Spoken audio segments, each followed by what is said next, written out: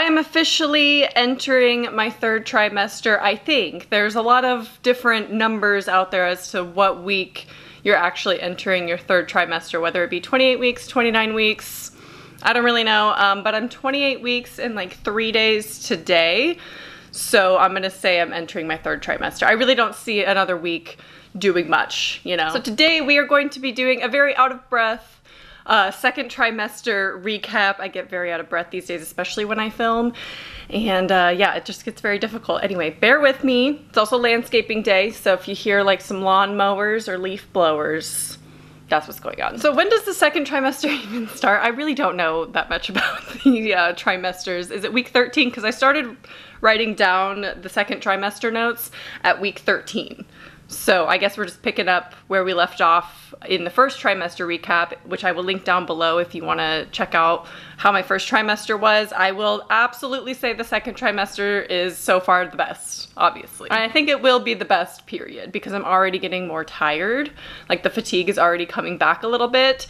So I'm a little bit nervous for what is ahead of me with this third trimester. But the second trimester was so fantastic. So if you're struggling right now through your first, just know that it will end for most of you anyway. And it does get so much better. Like it will pass. I promise you. And the second trimester is fantastic. I didn't really feel pregnant like at all for most of the trimester. So the fatigue started fading for me around week 13. I think it really took until like week 15 for me to start feeling a little bit more normal as far as like fatigue goes and not having to nap every day. I didn't really take many naps in my second trimester. That is picking up now in the last week or so. So when I was super fatigued at the end of my first trimester, I have never in my life felt fatigue like that. It was crippling. It was painful, like literally painful in my body, the type of fatigue I was suffering from.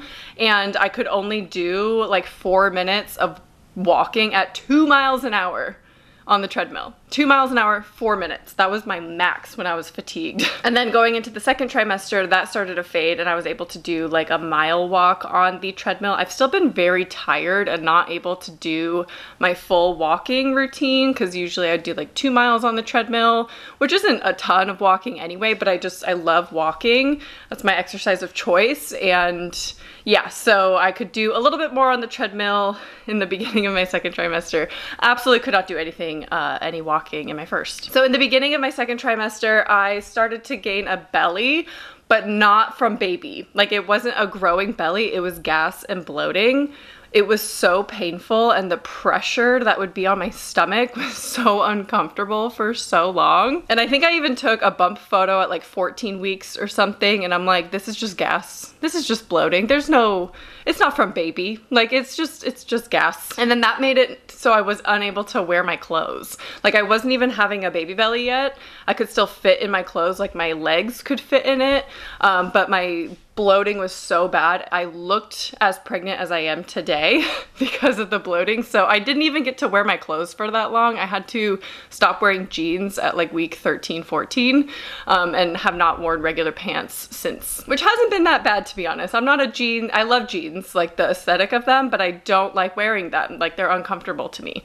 So the fact that I can just wear like loose things and like stretchy stuff, I'm loving that, although it was difficult to kind of find my style within that, but I'll talk more about that later. And also I'll probably be doing a video on like styling my bump and like the outfits I've been wearing to, you know, cater to my bump now. I would still get occasional nausea here and there. Like I feel like it was definitely just going like this throughout the end of my first trimester, beginning of my second. I would still get nausea here and there, but only when I was hungry. And now I have a new symptom when I'm hungry, and I'm not a fan of it at all, and I will get to it later. So the end of week 13 was when my restless leg and a little bit of insomnia started. I've been sleeping okay for the most part, but the restless leg is so bad. Like, some things that I found help for me personally with the restless leg is wearing my compression socks at night in bed. For some reason, the pressure on my calves really helped with that. And then also, if it was really bad, I would put our weighted blanket and fold it up a couple times and put it on my lower legs. And that helped a lot in controlling like the twitchiness and the need to move them. On to 14 weeks, round ligament pain began, and I put really bad. So I guess the pain was really bad at this time. It always gets worse. Like, I feel like every symptom that I complain about at some point later on in the trimester, it gets worse. But I think the most round ligament pain that I experienced was at the beginning of my second trimester, because towards the end, I really didn't get it that much. I did start getting Braxton Hicks though, and we'll get to that. So for the longest time, hunger caused nausea, so I didn't want to eat. And so eating was very difficult because everything made me nauseous. But now, week 14 is when the hunger pangs came in. I've not felt hunger like I have in my second trimester. Oh my God, like it is so painful, the pangs in my stomach, that I like need food right now. And a lot of it, I need a lot of it. One night I woke up at 11 p.m. and I felt like I had to document everything that I ate. 11 p.m. I woke up starving. So I got up, ate a cheese stick, a cereal bar, I ate leftover tuna, and I was still hungry when I went back to bed. Like I was still starving. I guess that's all I really experienced in week 14, because now we're moving on to week 15, heartburn. The heartburn came, oh my gosh. Heartburn in my second trimester was so uncomfortable, and it got really bad at night. I'd pretty much have to take a Tums before bed every night. It just is so bad. I've noticed specifically ginger and spicy foods trigger it. Anything with ginger in it, I'm 100% getting heartburn for some reason, which you think ginger would like soothe your stomach. Absolutely not for me. And then spicy food, of course, is pretty cliche, but that does cause heartburn for me. So week 15 is when we started the pregnancy tears, the mood swings, and the hormonal emotional shifts, if you will. So that's when the emotions kind of came in, and I started kind of crying a little bit more like a cliche pregnant person. Week 16, I started breaking out really bad, and I still have dark spots from those breakouts from week 16. I'm week 28, and I still have dark marks. I've been noticing my skin doesn't heal as quickly anymore. I don't break out too often. Maybe once a month or so, maybe more than that. But for some reason that week I was really breaking out along my chin, and I don't really know why. I'm guessing it's hormones. I don't know. Pimple patches became my best friend though, you know, those little hero patches. I absolutely love those. Those are a lifesaver.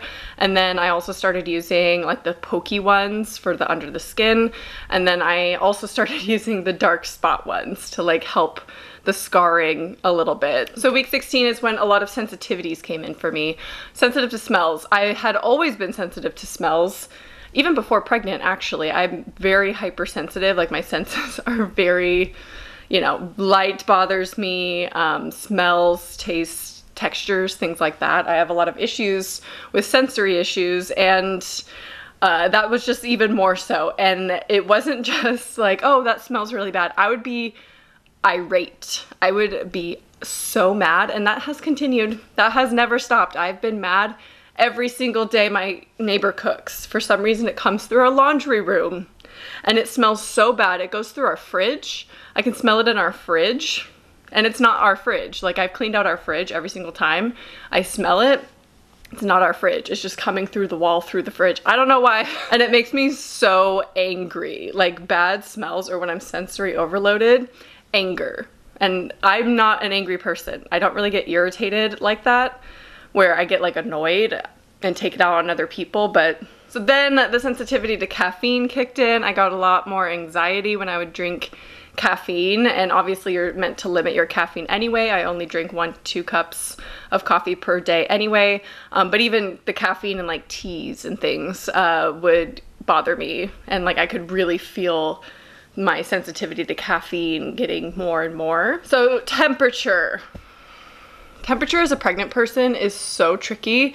I want our AC on all the time, and we had a heat wave, and that gets expensive and also wasting a lot of energy. So I became very sensitive to heat, and I get hot flashes at night a lot, and I could not go outside. If it was over 90 outside, which it was for most of the Northern California summer, I could not go outside. Like, I couldn't even get the mail. I tried getting the mail a couple times during the day, and the sun on my face hurt so bad. Something about my face being in heat, I could not stand it. And that goes for hot water as well. I could not put hot water on my face. It's slowly subsiding now where I can wash my face in the shower, but oh my gosh, I would have to turn the water super cold in order to wash my face in the shower because the heat was so uncomfortable on my facial skin. I don't know if it's just sensitivity of the skin in general, but it was weird and it was very, very uncomfortable. I do wonder if I'll be sensitive to cold because I'll also be pregnant in winter. So we'll see the difference, but I naturally hate heat. I hate being hot. I hate hot weather. I hate summer. So week 17 is when I finally felt her, and it was so exciting, although I didn't know for sure if it was her. You get this like quickening feeling, that's what they call it. It kind of feels like a little butterfly for like a half a second, and it could be gas, you know, you're just trying to think like it could be something else, but I for sure was feeling her in my 17th week, and that was very exciting. And then also noted on that week is nosebleeds and dry nose started. The congestion of being pregnant is so hard. I need to get some like breathe right strips, I think. That would really help. But yeah, being congested when I lay down at night and then waking up with a nosebleed. That's happened a couple times here and there in the second trimester. Week 18, I started feeling her even more, and Ryan actually felt her for the first time outside the body, obviously, when he put his hand there. We really had to focus, and I had to like push a little bit to get her to move, but I could feel her move, and then Ryan was able to feel her kick as well. And so that was very exciting for us. And then even more emotions came in around week 18. I was way more sensitive to everything. The smallest things would make me cry, like TikToks and things. That has continued the whole second trimester. The smallest things will make me cry. There was a TikTok of just camping in the Pacific Northwest, and it was like a beautiful view, and I started crying because I'm like, when's the next time I get to do that? Like, when do I get to do that? I want to do that right now and I can't. I mean, I guess I could, but like it's a little bit more challenging. So yeah, I cried over that, over not being able to camp for at least a year. But then the smallest little emotional triggers would then trigger very long crying sessions, and I am unable to stop crying. That's a little bit different, not being able to control my emotions. So that's been a weird adjustment. So my teeth have been more sensitive. That is definitely something that happens in pregnancy. And my gums bleed a little bit more. They haven't bled too much throughout, like brushing. I kind of brush as normal and they're fine. I have been getting my teeth professionally cleaned every 3 months. And I'm going, or no, it's probably every 6 weeks or so, they're having me come in to get my teeth cleaned, which could be a scam, but I don't mind because I have very cavity prone teeth, and if I don't get them professionally cleaned often, I will get cavities. So I don't mind going in every 6 to 8 weeks or so. Okay, so I made sure to note the very last day of my 18th week was the worst day, well, worst night of my life. Like the worst night hands down of my pregnancy. Still to this day is probably the worst night that I had. So I had restless leg. That's pretty standard. I had severe heartburn that Tums could not take care of. Like it would not go away. I couldn't breathe through my nose. And then I had severe hot flashes going on. So I was just sweaty, not being able to breathe, heartburn, restless leg. It was probably the worst night's sleep that I got the whole time. That wasn't fun. But it was only the one time where I got all 4 of them. Now it's just kind of like a mixed bag of what symptoms I'm gonna get each night. Like I really don't know. More mood swings. I get more irritated. The annoyance factor really comes in for me. I normally am a very patient person, and my patience has been about this big, especially driving. I just get like really annoyed really fast with people. So I'm really not like that normally, and I want to go back to my old self because I'm a patient, kind person, I think. I don't know. And it's frustrating to be so annoyed by the smallest things that used to never bother me. So week 19 is actually when I started to feel Braxton Hicks, but I didn't know what they were at the time. So I just wrote down like tightening across the uterus. I'm getting a phone call. I don't know. Hello? Hey, this is Carla. Let me look at my schedule. And where would I go for that? The women's health department. We'll do it here with our nurses. Okay, perfect. Ironically, that was my doctor calling because they want to do blood pressure checks. We'll get into why later in the video when I talk about that appointment. Anyway, so yeah, week 19, I started feeling Braxton Hicks, and from what I understand, Braxton Hicks are like false contractions, and they are more of the pressure of the contraction, not the pain. So you can't really compare pain. Like having Braxton Hicks isn't like preparing you mentally for what the pain of labor is going to be like, from what I understand. Obviously, I don't know what the pain of labor feels like yet, but I was feeling Braxton Hicks, and that's kind of where it started. And now I get them very rarely. Mostly if I'm like dehydrated, I get them really bad, or if I've been walking or on my feet a lot that day. Once I lay down, my uterus kind of like calms down a little bit. Okay, 20 weeks. This was a rough one emotionally. This is when all the emotional toll of my pregnancy was really taking place. And this is where I kind of thought of that video that I did, the last video I did, of things we should normalize in pregnancy and things we should talk about more, because I was really feeling a lot of emotions this week, and that's my halfway point, 20 weeks. And it was just overwhelming. Like everything about it was overwhelming me. And I even wrote down, I'd rather deal with another first trimester and all of its symptoms than the emotional stuff that I was going through at the time. Like it was pretty bad. And I will say that has continued. Like the emotional toll of pregnancy is obviously something that we should talk way more about. I mean, everyone knows that like hormones are a thing and emotional mood swings are a thing, but it can be very isolating, and no one really understands unless they've been there before. And everything feels like a catastrophe for some reason. And then you don't know if it's like you're genuinely upset and you're valid to be upset, or if it's because you're pregnant, you're overreacting to things. So you're constantly evaluating your emotions of like, am I overreacting or am I genuinely upset? Do I deserve to be upset right now? And all emotions are valid, of course, but obviously pregnancy can make us, you know, catastrophize everything. Like everything is the end of the world. I wrote a lot down for my week 20. That was a big week. So obviously the emotions we already covered, lots and lots of hunger. And I started to gain weight at this point. So I didn't really gain any weight in my first trimester. And now I've gained over 20 pounds, which I'm a little nervous that I'm gaining too quickly. Obviously I gained all 20 pounds in my second trimester. And I recently had an appointment, which we'll talk about that specific appointment because it was a lot. And they said I was fine. Like the recommendation is 25 to 35 for the whole thing. And she said some people gain more weight at different times. So I could slow down now.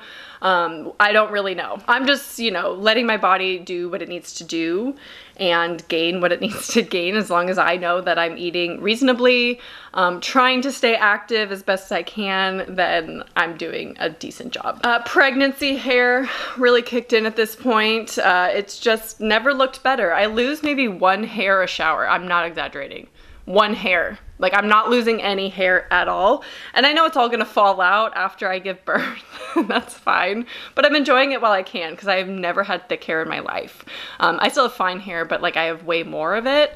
And I'm loving that. I'm loving pregnancy hair. Yeah, Braxton Hicks really kicked in around week 20. I was definitely feeling them more and more. Oh, speaking of pregnancy hair, I have noticed more peach fuzz on my stomach. Like I have more hair on my stomach. Just little a lot more peach fuzz. It's like blonde, but still there's a lot more coming in. So for week 20, you get an anatomy scan, and some people wait to find out the gender at this anatomy scan. And I don't want to complain too much, but I wasn't a huge fan of my experience with this anatomy scan. I just feel like the nurse that we had, or the ultrasound tech, I should say, wasn't the nicest. She really gave Ryan a lot of shit, and I wasn't a fan of that. It's like, he's allowed to be excited. He's a first-time dad, so why are you like making fun of him or teasing him or saying how dads are always so annoying in the appointments? Like, the anatomy scan lasts for about an hour, and well, she finished in like 50 minutes. You go in with like a full bladder, and then they push on your stomach a lot for the anatomy scan. She has to take lots of pictures, and Ryan and I were kind of asking her questions, and then she like snapped at us that she has to get this done within 45 minutes, and she will answer any questions at the end. And so it was Then we stopped talking. We felt a little uncomfortable. It was her tone mostly. I don't blame her for like needing to get her work done by all means, but we've never done this before. So I don't expect us to know what to do here. I thought we were just doing like an ultrasound. Anyway, and then we stopped talking and she's like, you guys can still talk, like just talk to each other. It just felt so awkward. Like I felt very awkward. She was just like a blunt lady, you know what I mean? Anyway, but then at one point my bladder got too full and baby wasn't moving properly in order for her to get the correct pictures. So I had to pee, and then we finished up the anatomy scan. We got a lot of pictures that day. As soon as she was done, she was very nice and gave us tons of pictures of our girl, and it was really fun to see. I couldn't see anything the whole anatomy scan. The whole time I'm just staring at the ceiling, just bored. And then at the end, we got to see her a lot. Anyway, but everything for my anatomy scan came back good, so I was very relieved. She has 10 fingers, 10 toes, things like that. So I didn't write anything between weeks 21 and 22. Probably the same stuff going on as week 20. As you go on, you have fewer and fewer new symptoms. You're just experiencing like the same old, and you're also adjusting to these and getting used to them. So week 23, that was a rough week. Week 23 is when my body was finally changing enough to where it was really hard to express myself and like wear my clothes. And it was also a heat wave during this time, and I just could not dress myself. It was so difficult. I had to wear things that I'm just not comfortable in. I don't feel like myself at all. I'm not recognizing my body anymore. Like my body's changing so much. And it was a very frustrating time. I wrote, watching my body change, fingers swell, breasts and stomach and hips, weight gain. It feels like I'm shedding my old self or transforming. I will say this can pass for some people. I know some people deal with, you know, body dysmorphia to begin with. And so that's one way that pregnancy can be a struggle for some people. For me, I never had an issue with body image in pregnancy up until this point, I feel, but I personally am embracing it. I'm embracing whatever my body needs to do. One thing that I didn't think would happen, my leg is going numb right now. I need to readjust. I'm just gonna sit to the side and turn. I didn't expect my hips to grow at the same rate as my stomach. What's that about? My hips are humongous. I say humongous, not in a bad way or anything, but I do have hip dips. And so my body, I feel like, is such a weird shape, and weird in comparison to other people. And that's not fair to me, right? My body is not weird. It's just doing what it has to do and putting the weight where it needs to go in order to birth my baby. And there's nothing wrong with that. And I think that's something we also need to, you know, recognize a little bit more, is the comparison to other pregnant people, because I see other pregnant people on TikTok all the time. My whole For You page now is pregnancy or mom related things. And I compare myself, like, I don't look like that in leggings because I look like a bag of potatoes right now with my hip dips and the size of my hips. Right, it's like my hips are like this, you know, they like go in and then my thighs come out. So I don't look the same as other people, you know, wearing cute little leggings and crop tops. I feel like I look weird. And I think it's normal that we all compare to like the other pregnant people, but everyone gains weight in pregnancy differently. Like I've gained it a little bit in my arms, a little bit in my face, and I'm just not one of those pregnant people that only gain a belly, you know, like I've gained everywhere else, especially on my lower body. My calves have never been bigger. And I already have really big calves to begin with. So to see them grow even more, it's like, all right. So I think we just need to like not compare ourselves to other pregnant people and how they look in pregnancy and maternity clothes, because we're not going to look like that.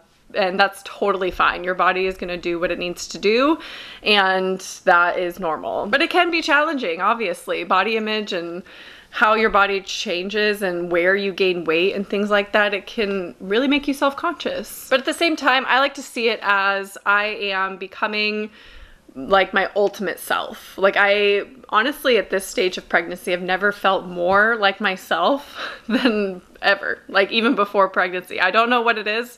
I'm playing with different forms of self-expression with like my makeup, and just, yeah, I'm really embracing motherhood and being a pregnant person, and I don't know, I just feel like I was meant to do this. Like I was meant to be pregnant and be a mom. And I honestly love pregnancy. It's really fun. I really love being pregnant. Okay, so week 27 is when we get a little bit heavier. So I'm in week 28 now. So this is last week.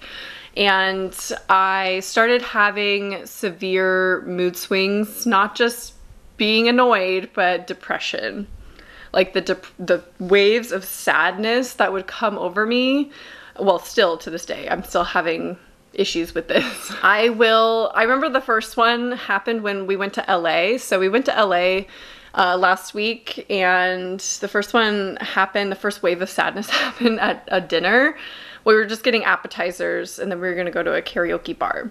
And I remember waiting for the food, and I just, like, it just came, wave is the best way to describe it. It came over me.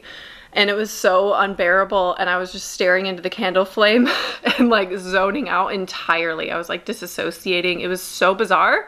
And then I snapped back to it, obviously, because like there's people talking around me, food comes, things like that. So it was just a really bizarre emotion, and that continued, and it's still continuing. And I've kind of realized a correlation when I'm hungry, which is so weird. When I'm hungry, I get a severe wave of depression, like really, really bad depression, to where I fear being hungry now because I'm scared it's going to happen again, because it's so painful and so uncomfortable to feel this sad. Like, pregnancy poops. I feel like I haven't really addressed this yet. That's definitely something.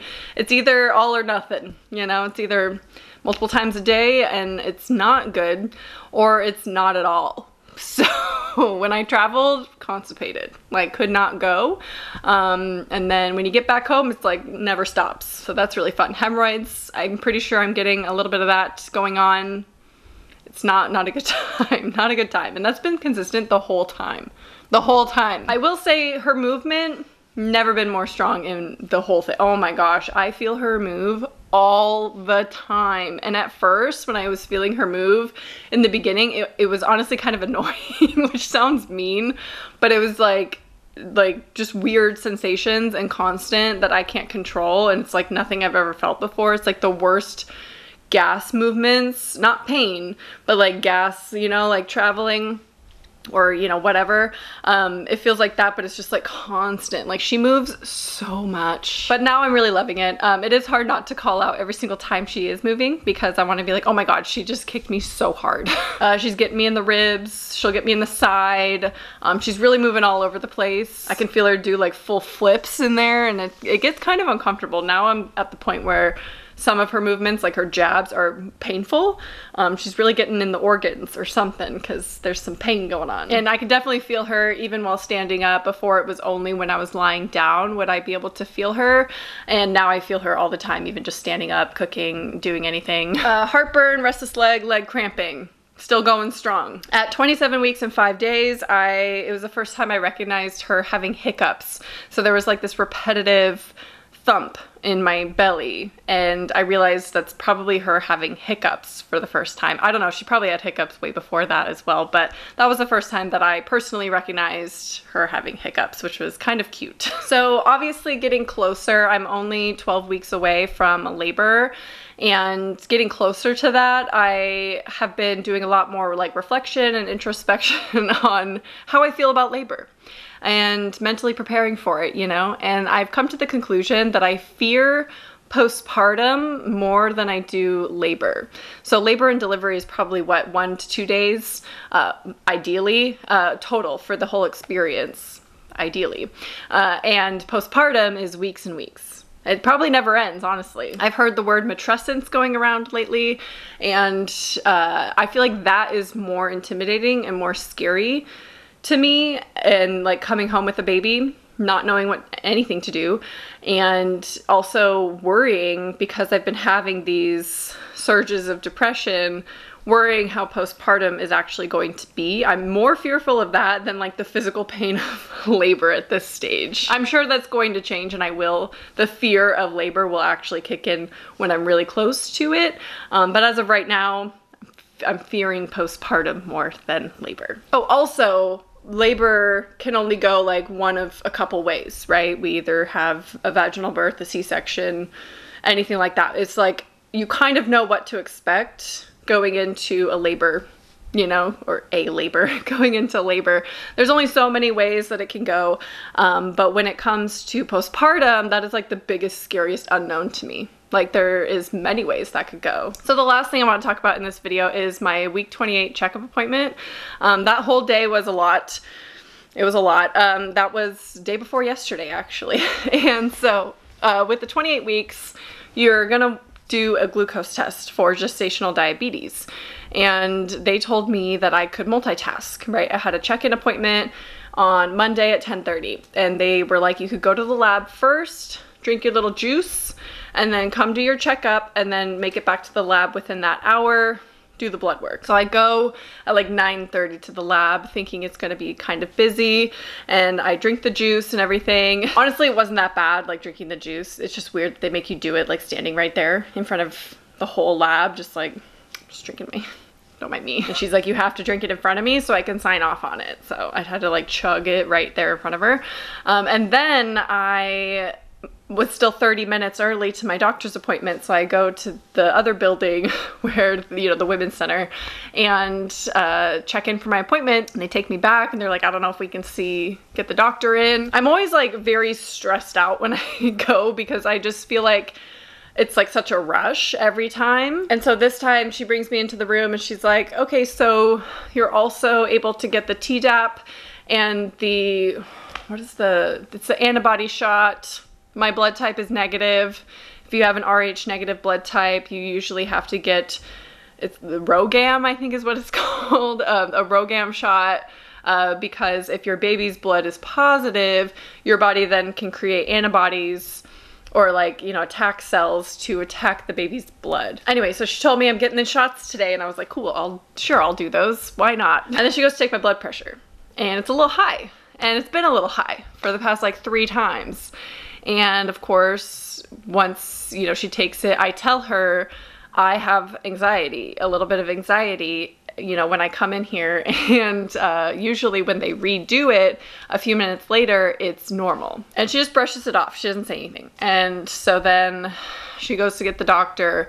Nurse comes in, gives me the Tdap shot in this arm.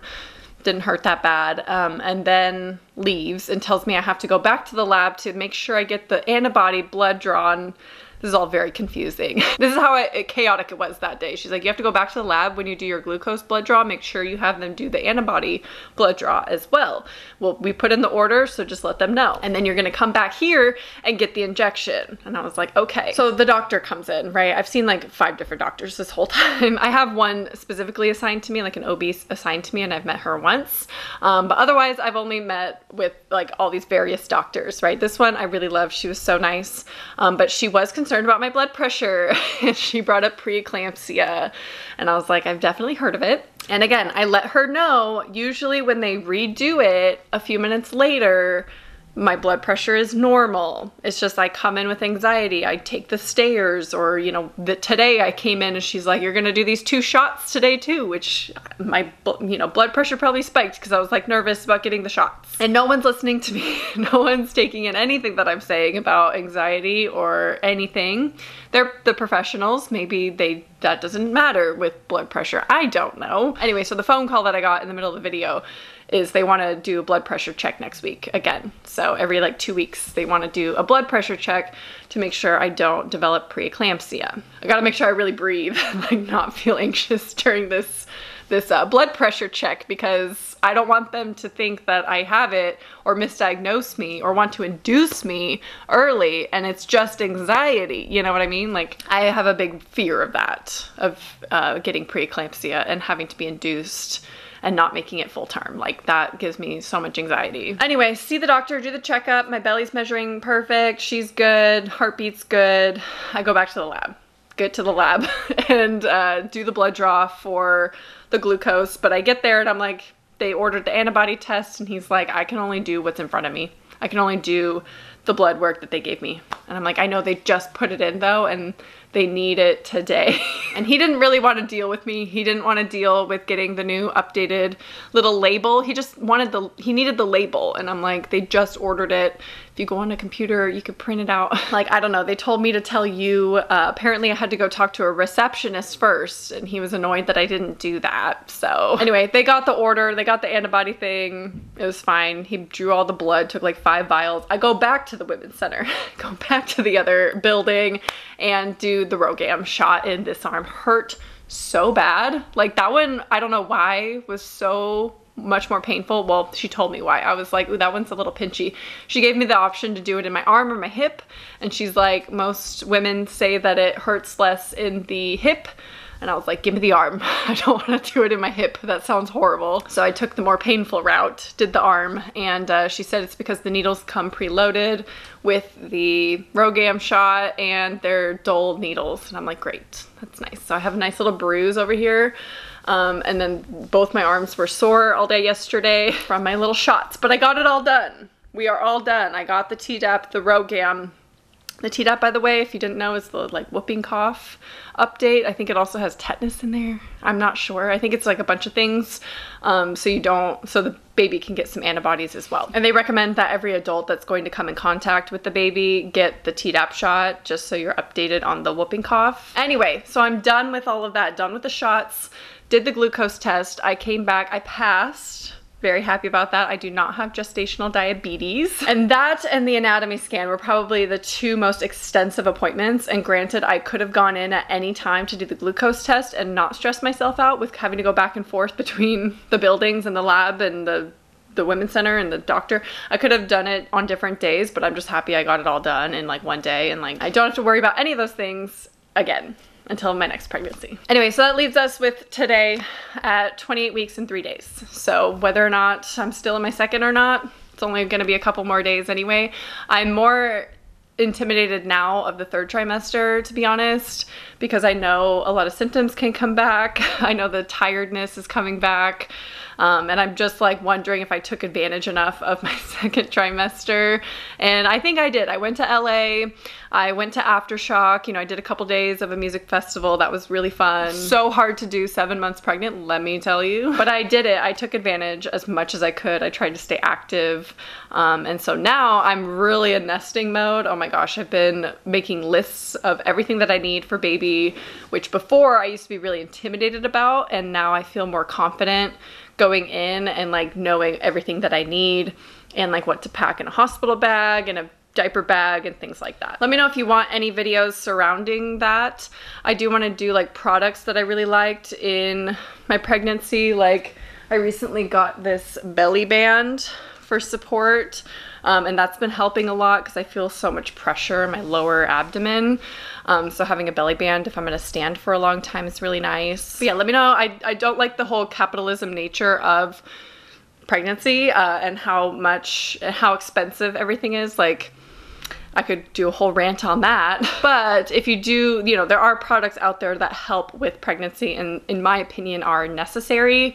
Like compression socks are huge for me. So if you want a whole video dedicated to products or things that I really love in pregnancy, let me know. Also, if you want my hospital bag video, diaper bag, all the bags, let me know if you want to see that as well. And then hopefully I'll be able to do like a little tour of her setup once we are all set up. But we're still really nesting. We've done so many donation trips, really cleaning, things like that. So if you have any tips for 3rd trimester, please leave a comment down below. I hope you enjoyed, and I will talk to you soon. Bye.